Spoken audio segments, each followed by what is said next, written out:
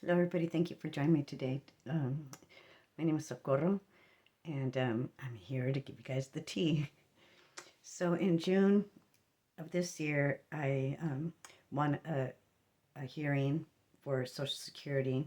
Since 2019, I've been out of work, and for most of 2019, I wasn't able to walk or dress myself.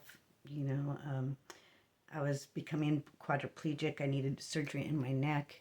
And because I decided not to have the surgery, my doctors wouldn't sign my disability papers. So I went to go apply for SSI. Now, at that time, I didn't know that when you apply for SSI, they only have 120 days to respond, telling you either you qualify or not. I didn't know this at that time.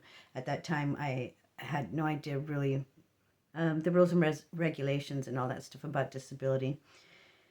And so I received a denial letter in 2019, and I was pretty shocked because, like I said, I could barely walk, and and they denied me, and I was telling myself, like, I've worked most of my life, like, what the heck, why don't I qualify, and so they would tell me to go in and to reapply, so I kept reapplying and stuff. And now, almost 4 years later, I finally won a hearing um, for SDI, and I was awarded benefits.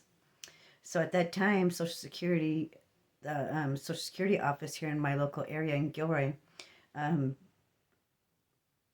I went to so they could give me my money, and they said that I needed verification of my immigration status, and because I had lost my wallet almost a year before, I had went and put the application in for a new green card. But then once um, the SSI told me that I was eligible, but that I needed to bring my original green card, it took me like about almost 2 hours on hold to get an appointment with INS.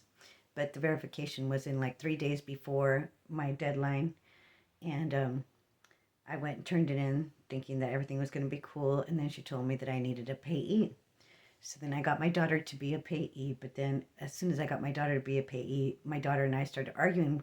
Well, and not that I was mad at her, but it was the whole thing that when she was telling me that I needed a payee, I thought it was like a designated uh, how do you call it, a representative, so like if something happened to me, somebody was going to be able to take charge of my account or whatever, a directive, a design directive or something like that. So that's what I thought it was. And then so when I started talking to my daughter after she had applied and everything, my daughter started telling me that no, that she was going to handle my funds. And I sort of kind of like, why would they put that clause in there, right? So after I did some investigating, I found out that I could file a reconsideration. I filed the reconsideration, and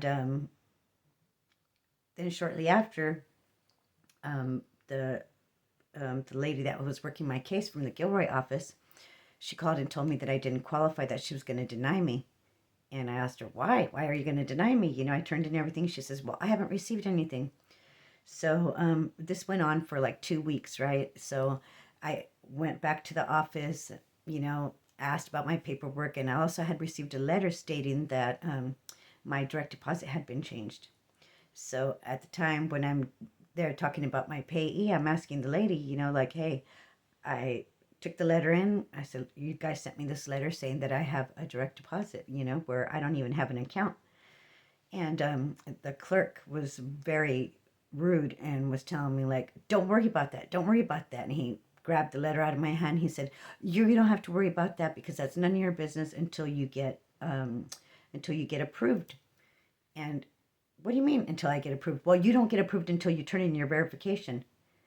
And I sort of questioned it, but then I thought to myself, well, I don't have, just like you said, I don't have what they need to open up my account or whatever. So I'll start working on that first. So the day that I turned in my verification, I went in, had them copy my the proof that they gave me, and I asked about the payee again, and the guy said that not up to him that if the court said that I needed to pay E, I needed to pay E, and I was not going to get the funds until I got a payee, and I could not do anything about it. In other words, to change the decision. And so I asked, well, I have people who have been getting into my mailbox and all this stuff, so I want to make sure that you guys are not sending the money. Either, my daughter wants to be taken off as a payee, and vice versa, whatever. And so that clerk also told me, like, no, you can't, I can't give you no information on your account because you're not even approved to get into your account until you're approved.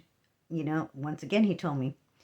So I was thinking that this was pretty weird what was going on, because I was locked out of my online account, and I had been getting stalked for almost 3 years, and I was always wondering, why are they stalking me? These people were following me around, cameras in my home, GPS in my car, hacking my phone, where when I would try to get on the internet, they would block me from the internet, changing my passwords, and just continuously for almost since I had got sick, since 2019. So at this time, I'm trying to get the police to help me, because these people were breaking in my home and stuff, and the police didn't want to help me.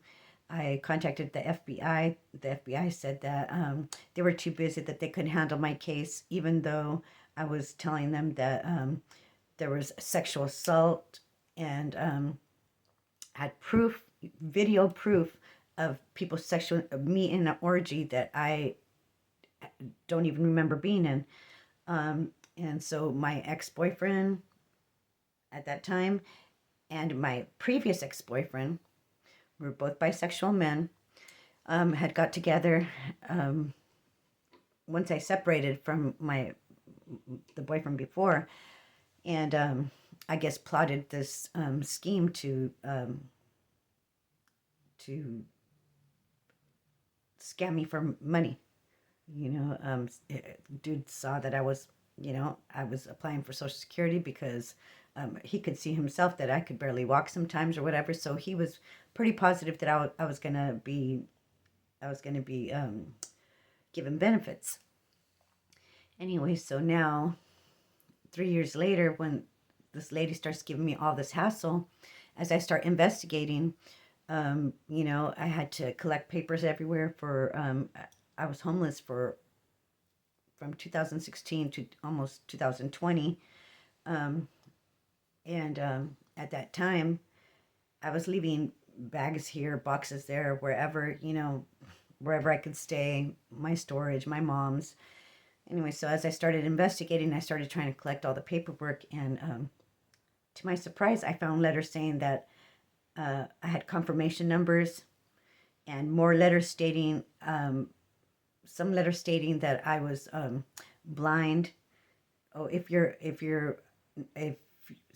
my caregiver had to be present or whatever, because I was too incapacitated to take care of myself or something like that. So I went and asked questions again, and these it's weird because once you call the Social Security number, the number either goes to hold or to a local number to your local office, and so every time I would call after that, I would be on hold forever, where I would have to hang up. And anyway, so in the meantime, this lady from the Gilroy office, she starts sending me letters saying that just because Social Security had approved me and had ruled that I was disabled, that I was still not allowed benefits because I was missing verification. So anyway, so as I started investigating some more, I found up to like 10 to 12 cases under my name. And the more paperwork that I took out, a different case number. They actually filed 2 cases on the same day. They had me going to their disability doctors. And at the time, I'm on general assistance through my county. And I'm thinking, okay, so like if they processed payments under my name, it would come out, when they do like the security check or whatever, if I, what I own and all this stuff, how come it's not coming out as me receiving the money about taxes and this and that? So at this time, all this stuff is going on. So I found out that I needed a letter from my doctor and from my medical provider stating that I was in good mental capacity to take care of my own accounts. So as I started trying to get the letter from my doctor and and my mental health provider, my doctor, how they do everything online, my chart online or whatever, and I kept trying to open up my account. I couldn't open my account, and so I called the office. And me and the office were going back and forth, and then I realized. So when it came down to the security questions, the last question said, in such and such year you purchased your home, how much was the mortgage of your home at that time, and so I put, I don't own a home, so I put that it was not that question was not how do you call it, not applicable, and it kicked me out. So I'm sitting here trying to get this letter back to Social Security so they can give me my benefits. I've been 3 years without work and struggling with $300 a month. And that's for my phone, for my insurance, my gas, everything. And so I was feeling very restricted. So I was in a hurry to get the funds. And so once I kept getting blocked, I kept trying to, the lady would reset the thing and I would answer the questions again, and I couldn't get past the block. So so then I got all the paperwork together, and like I said, I started writing letters. I started putting stuff out on my channel about Social Security scamming me, and all of a sudden my phone would get blocked, my internet would get blocked. Like they had my phone hacked the whole time, but they wouldn't really control my phone until then. Once I started to reach out for help, trying to send the Social Security like online or whatever, they would block me, block me, block me. So I got the smart idea of I went to the library, copied the files, wrote a letter, and I was going to send the letter with this email with, a lot of the copies of the letters with the different case numbers or whatever. And all of a sudden, I go walk across the street in the park, my right across the street, and I'm just walking around the park. And when I come back home, I had left my phone charging. My phone's gone.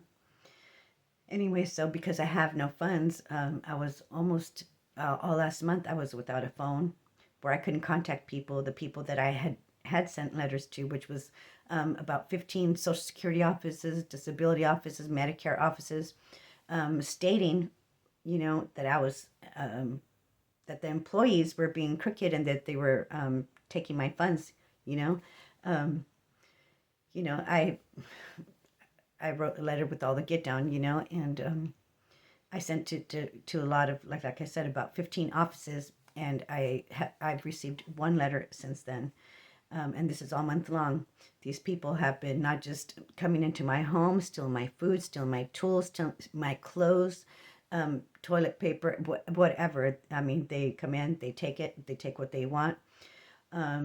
CDs, I mean, you name it, anything that they want to take, basically. And they have cameras in my home where they watch me 24/7. And so even if I try to hide paperwork or whatever, or, keep things hidden from them so they won't find out, they break in when I'm asleep, when I'm in the shower. I had this whole routine, it's like come in the house, lock the door as soon as I came in the house. Because if I walked to the bedroom or if I walked to the bathroom, when I would come out, my door would be unlocked again. Knowing damn well that I had done my little, I used to call it my little checklist before I would get in the shower, before I would leave, close all the windows, make sure the windows are all locked, and they just kept breaking in. So at this time I started writing letters to the police department. The police never responded. I even told them that I would help them, like basically, you know, uh, tell the police when I was going to be gone so they could watch my home. My windows were outside, and like right outside my window, one of the towers from the police department where they go up there and they check everything out, like the surroundings or whatever, the perimeter. And straight from the tower, you could look straight into my window with binoculars or whatever, and see if somebody was coming in my house, because I would leave the windows open and you would be able to see lights on or whatever. And so I even sent a copy of my PG&E bill. For 1 month it would be like this, and then the next month it would be like this, like how much PG&E was used. The water bill, the same thing. It was like I was paying for a whole my mom that had a 4-bedroom house, 4 people, 4 adults, 2 kids living at home with the yard, the washer. She paid something like 200 something, and I would almost pay 180 just for myself. So I started making complaints to the water department. Nobody would answer me back. So after I wrote letters to the police department, and I waited a while. Like I think it was about a month before I wrote another one.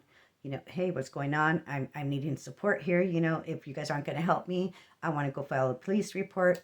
And then when I went in to file the police report, they acted like they had never received my letter, or they had never even made a report about it. When I was trying to get them, so where they could catch these people, because because I was disabled or whatever, I wouldn't come out of the house much. Some days I would have bad days where it would hurt me to walk around or whatever, and so I would stay home a lot, and I didn't leave the house much. And so the days that would leave the house, I wanted the cops to know.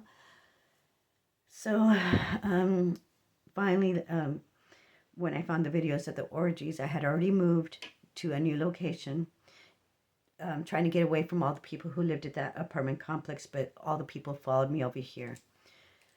My next door neighbors, the other neighbors, my family. My mom owns the apartment complex where I live, and so there's a lot of my family, and one other apartment from another woman, which is the police chief's sister, lives right next door, is involved with all these people who are gang stalking me, watching me, hunting me, trying to they've actually put hits out on me for my life.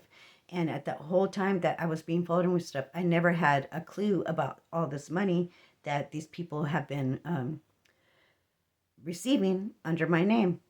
And the Social Security office won't do anything. The government won't do anything. The state won't do anything. Like I said, I've received one letter back from Medicare stating that they don't make those kind of inquiries or whatever. That there was only for the billing and this and that. But they're the only people that wrote me back out of 15 people that I've contacted. This is a scam. The government is scamming us. All these people who, if you've been sick and got denied, look into it, because these people are scamming lots of people. Like I said, these people, when I tried to report it to the Attorney General for the Social Security office, I've tried to call. The numbers just says it's not in service, or it just hangs up. They says to go to the website. You go to the website, you fill out this little application. The time you hit submit, it says error. Sorry, this page is not available, and it just kicks you out of the system. So there is nobody policing them. I've called the newspapers. I've sent emails to ABC News, NBC News, Wall Street Journal, LA Times, and I have not got no response. I've even tried to, like I said, I've called the Department of Justice. These people have been stalking me, trying to hurt me, poisoning me. They come in and they poison me to keep me asleep, to use my car to sexually assault me. They've drugged me, to rape me and violate me, sex traffic me, not just once, but since 2016. My ex-boyfriend was doing this with my friend that he started dating, which was later my boyfriend. So all these people, and now I'm finding out that my family's involved. One of my sisters has been claiming my pension, and she's one who's claiming that she's my what do you call it, my healthcare worker, that she's in charge of my money and all this stuff, and I have not gotten no answers. The police won't even file a report, not even for the rape, not even for the sex trafficking, not even for violating me at all. They won't even make a report. They won't even talk to me when I call. They say, oh, we'll take a message, and nobody ever calls me back. Nobody's called me back from anything. We need to stand up, please. I'm sorry I made this video so long, but it's very important. Please get this information out. If you or anybody else is waiting for Social Security to approve your benefits with legal paperwork, so when I started looking it up, I was looking on the internet, and all it said, oh, that how people were committing fraud, but I've tried to put comments in, and my comments keep getting kicked out. This is important. These people have probably scammed people who actually need the funds and are not trying to take it from somebody else. Please help me, support me. Please let it be known. Thank you for your time. Thank you for listening. Bye.